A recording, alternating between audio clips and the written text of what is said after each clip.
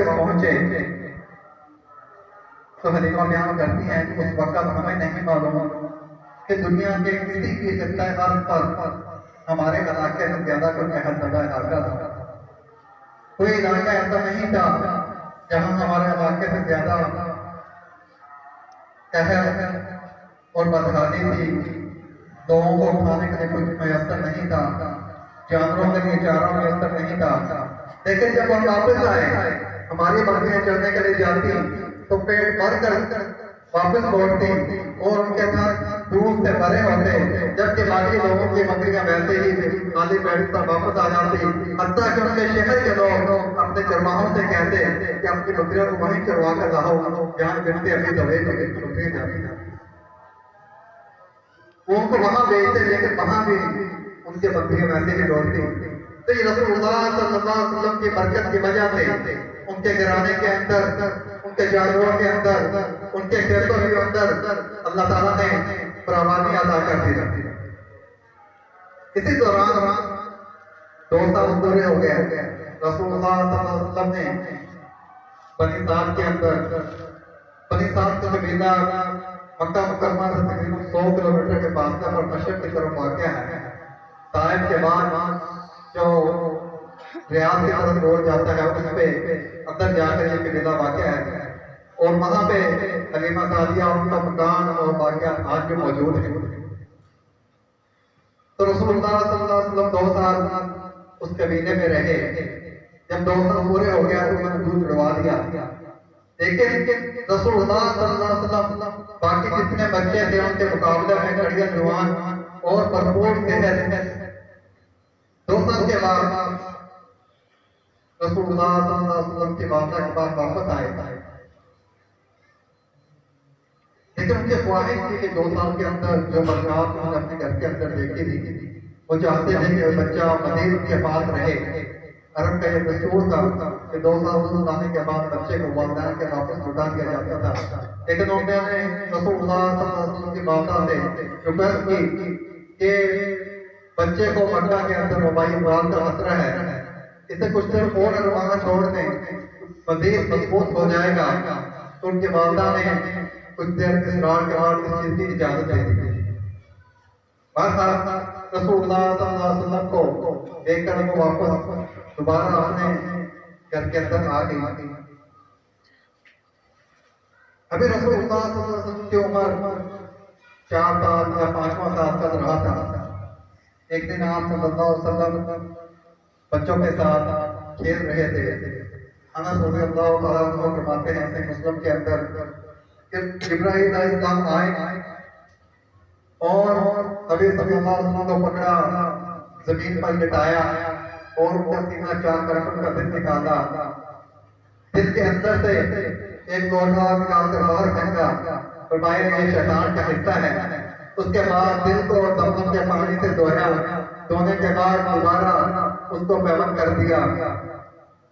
बाकी बच्चे जो रसूलुल्लाह सल्लल्लाहु अलैहि वसल्लम के साथ खेल रहे थे, वो दौड़कर अपनी वालिदा के पास गया और खबर दी कि इतना मोहम्मद मोहम्मद कत्ल कर दिए गए हैं। उनके अहले खाना बड़े परेशान दौड़े दौड़े आए। जब आकर देखा तो रसूलुल्लाह सल्लल्लाहु अलैहि वसल्लम बड़े परेशान खड़े हैं, आपका रंग उतरा हुआ है।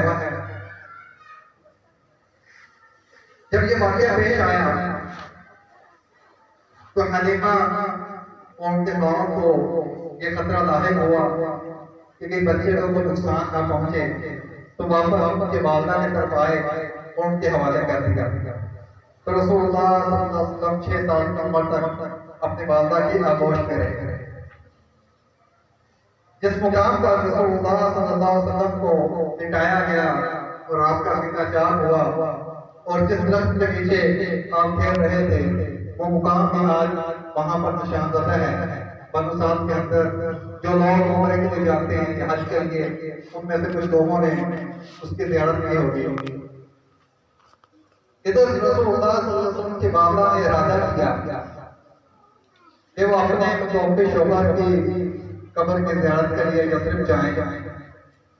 उन्होंने अपने बेटे मोहम्मद रसूलुल्लाह सल्लल्लाहु अलैहि वसल्लम को और अपने खातिमा उम्मे ऐमन और आपके दादा को साथ लिया और मदीना रवाना हो गए।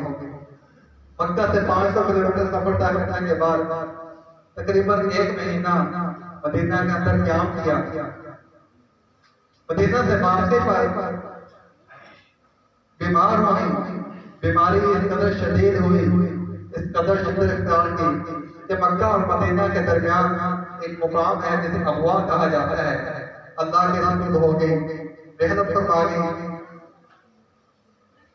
रसूलुल्लाह सल्लल्लाहु अलैहि वसल्लम को उनके दादा लेकर वापस मक्का पहुंचे। आपके लिए ये एक बहुत तकलीफ दे मंजर था कि पहले बाप इस दुनिया के अंदर मौजूद नहीं, 6 साल की उम्र में वालदा भी अल्लाह के पास चले गए।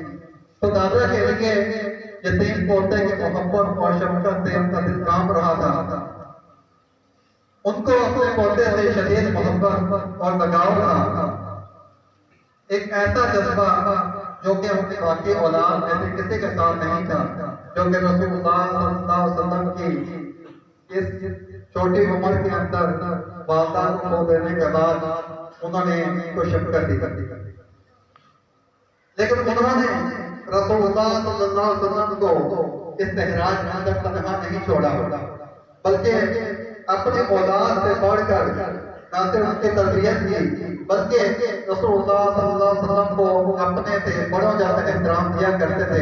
जब उनके दादा बैतुल्लाह के अंदर कुरैश मजलिस के अंदर सरदार के सत्ते पर बैठते थे तो रसूलुल्लाह सल्लल्लाहु अलैहि वसल्लम बाकी लोगों की बजाय आपके साथ उस बैठा करते थे। तो ये रसूलुल्लाह सल्लल्लाहु अलैहि वसल्लम की अज़मत थी। अभी रसूलुल्लाह सल्लल्लाहु अलैहि वसल्लम की उम्र 8 साल 2 महीने 10 दिन की हुई कि आपके दादा का साया भी सर से उठ गया। तो इस तरह रसूलुल्लाह सल्लल्लाहु अलैहि वसल्लम का बचपन माँ बाप और दादा के बगैर और उसके बाद जवानी अपने चचा की कफालत के अंदर गुजरा। इससे आगे इंशाअल्लाह आइंदा आपके चचा ने कैसे कफालत की और किस तरह नबूवत मिली, इस पे गुफ्तगू की जाएगी। अल्लाह ताला से दुआ है अल्लाह ताला हमें रसूलुल्लाह सल्लल्लाहु अलैहि वसल्लम की सीरत को समझने और उसके मुताबिक ज़िंदगी गुजारने की तौफीक अता फरमाए और ख़ुसूसन अपनी नौजवान नस्ल और बच्चों को रसूलुल्लाह सल्लल्लाहु अलैहि वसल्लम की ज़िंदगी के बारे में उनको ये सबक पढ़ाने की और याद करने की तौफीक अता फरमाए। सुब्हान रब्बिका रब्बिल इज़्ज़ति अम्मा यसिफून व सलामुन अलल मुरसलीन।